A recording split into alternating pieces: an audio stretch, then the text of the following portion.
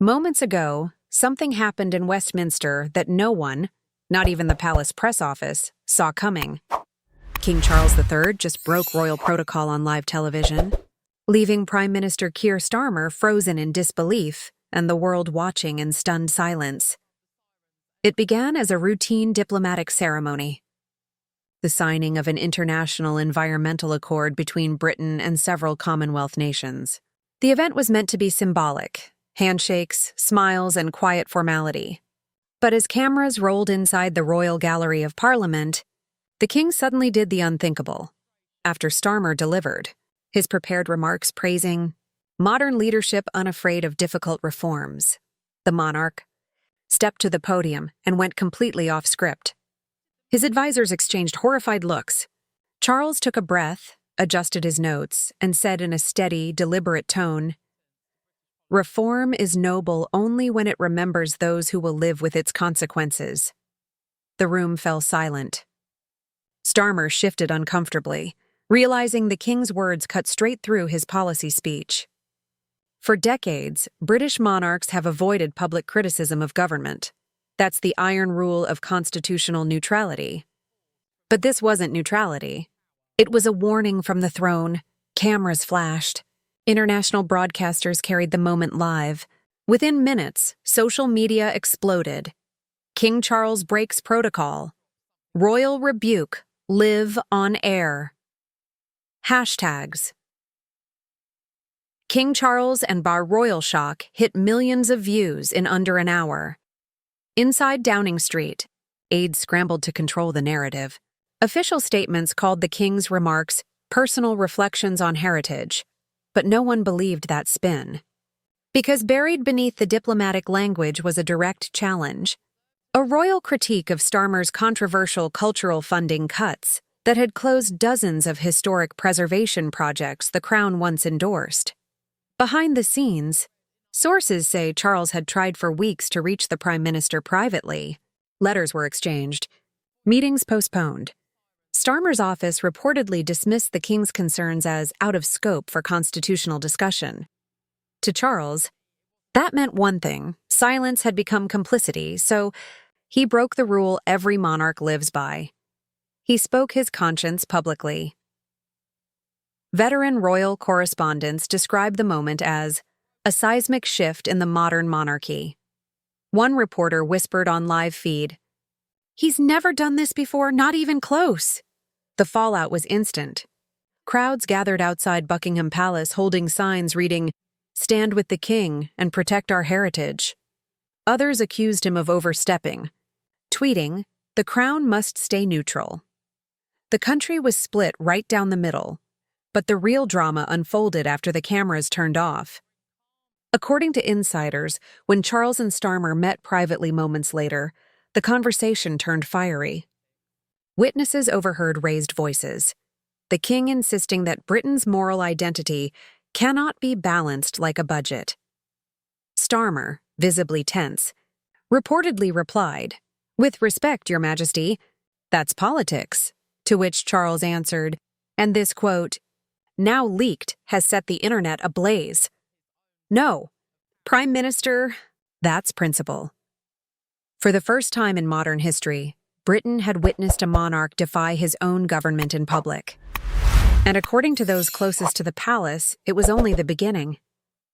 Because that single sentence, "that's principle," has become the spark for a storm no one can contain. By morning, Britain was in chaos. News anchors replayed the clip endlessly, dissecting every syllable of the King's impromptu speech.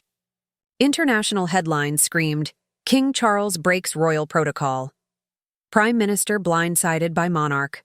Downing Street convened an emergency meeting before sunrise.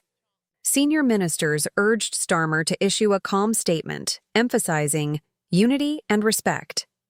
But privately, frustration boiled. One cabinet member fumed. He turned a policy event into a royal lecture. Meanwhile, across the Atlantic, American and European outlets hailed Charles as the conscience of Britain. Clips of the King's unscripted address went viral, gaining tens of millions of views. Comment sections flooded with praise. Finally, a leader who speaks truth. Even former heads of state weighed in, some calling it brave, others reckless. Inside Buckingham Palace, the atmosphere was tense but strangely relieved. Royal aides said the king appeared calm, even serene. He told close confidants, "I did not break protocol. I honored purpose." But Westminster wasn't done fighting back. Government allies briefed journalists that the king's remarks were misunderstood, hinting at a possible review of palace funding, a veiled warning cloaked as bureaucracy. That move backfired spectacularly. Public sentiment swung even harder toward the monarchy. A Snap YouGov poll found 71% of Britons sided with King Charles, calling his message honest and necessary. As the backlash mounted, Charles attended another event, this time at Windsor Castle, where the world waited to see if he would retreat or stand firm. He did neither. Instead, he doubled down. In front of military veterans and community leaders, he said, "Service requires courage, even when tradition suggests silence." The hall erupted in applause. Reporters gasped. Royal historian Emily Harris called it the second cannon blast of the crown. Across London, protests erupted outside Parliament. Crowds waved flags, chanting, "The King speaks for us," while others demanded he stay out of politics. Police closed streets as tensions swelled. For the first time in decades, Britain's monarchy and government were on opposite ends of a moral battlefield. Meanwhile, Starmer's approval ratings plummeted. Pundits accused him of arrogance, saying he'd underestimated the symbolic power of the crown. Even some Labour MPs publicly urged him to find humility. By nightfall, global media had turned the story into a saga, a living drama about duty, power, and truth. CNN labeled it Britain's modern royal reckoning. BBC analysts compared it to the abdication crisis of 1936. Only this time, the king wasn't walking away. He was standing his ground.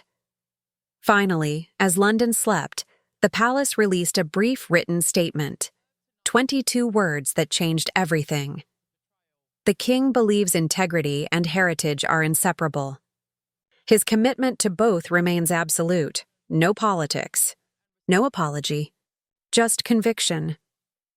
The next morning, even critics admitted one thing. Whatever you think of King Charles, he'd reignited Britain's belief that leadership still means conscience. A monarch who broke the rules to defend his people. A prime minister left speechless before the world, and a nation rediscovering where moral authority truly lies. Did King Charles cross the line, or redefine it? Was this rebellion or responsibility? Drop your thoughts in the comments below. We read every single one. And if this story shook you as much as it shook Westminster, hit that subscribe button right now, because the next royal statement could rewrite British history. The Crown has spoken, and the world is still listening.